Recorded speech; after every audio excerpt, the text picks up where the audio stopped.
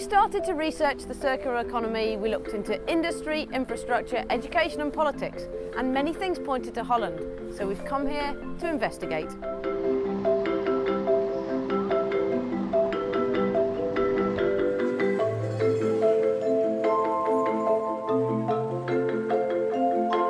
It doesn't make sense that we live in a linear economy like we now do. All the things that we make are thrown away or incinerated. So we have decided that it is a good idea to boost the circular economy.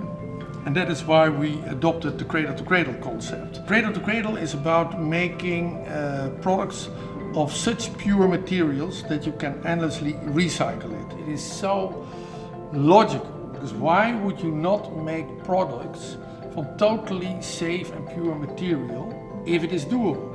In that way we are copying in the best way things work in nature.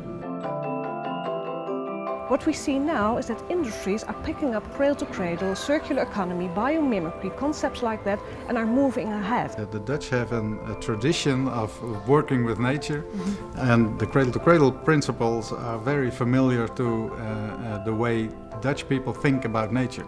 Nevertheless, it's difficult to be aligned and then do the right thing, but the feeling is very strong.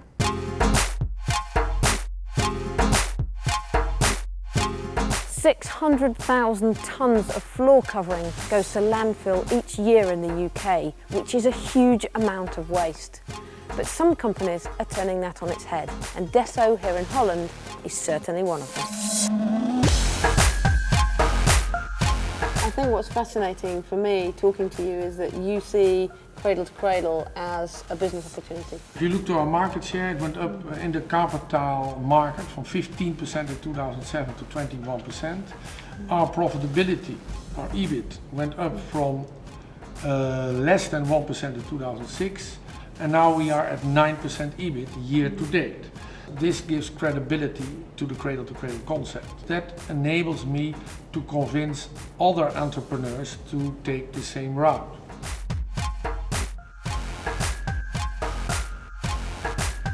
Industry now is working according to the principles of the Industrial Revolution, focused on efficiency. Gradually they are changing towards a new way of producing, more according to ecological principles. And what we see is an enormous impulse towards innovation, creativity, new products, but also as a business opportunity. They have better results.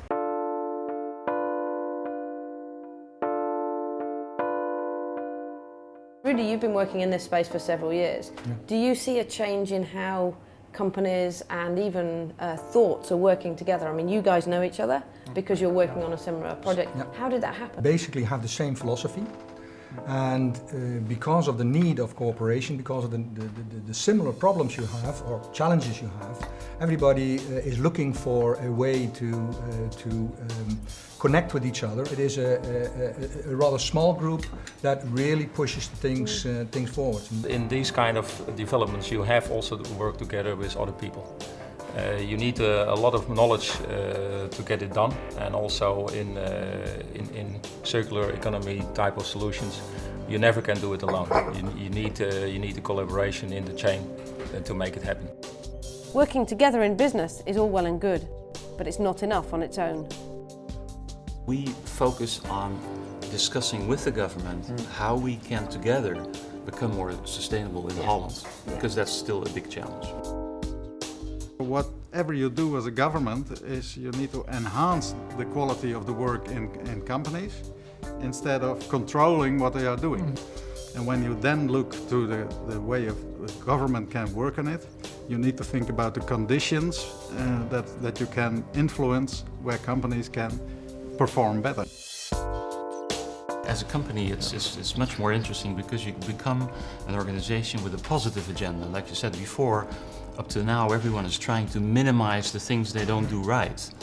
But that's not the right way. You have to do things right from the beginning. Where we work is as important as how we work, and here Holland has some good ideas too. Rethinking the future gives us the chance to redesign every aspect of the system, including the buildings in which we live and work. What we so often see is an old building knocked down, a new one put in its place in a very linear way. But what these guys have done is a bit different.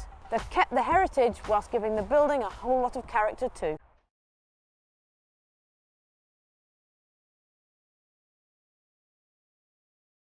Buildings are the same as any other product. Design them correctly from the outset, and there's no wrong to put right.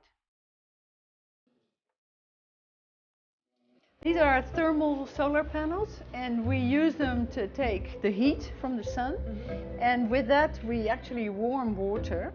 And we do not only take the heat from those solar panels, but also from the processes in our building and from the greenhouses.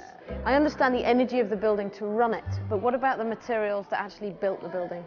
Well, the choice of materials is very important, and we want actually the building to be able to take it apart, to dismantle it again later on and reuse the materials again. So we build it of materials like glass and steel and wood, untreated wood and concrete that are all materials that we can take apart again.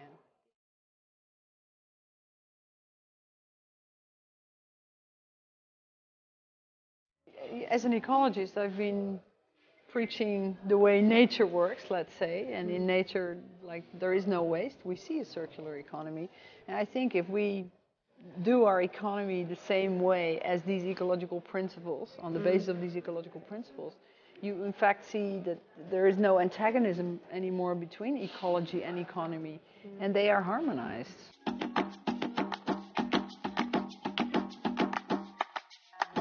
What I really love about this is that I can make students enthusiastic. I tell them I'm old, you know, my generation has created the problem. You can actually solve those problems, or you can create a new world, a different world. So it's a different way, a different mindset, different way of thinking.